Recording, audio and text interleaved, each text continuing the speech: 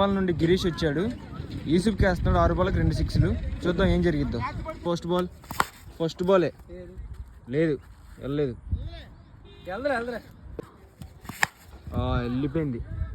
చూద్దాం వెళ్తుందో లేదో. 6 రన్స్.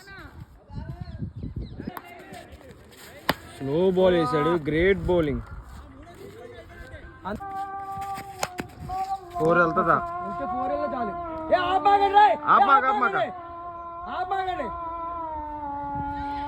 లేదు, 4 వెళ్ళలేదు.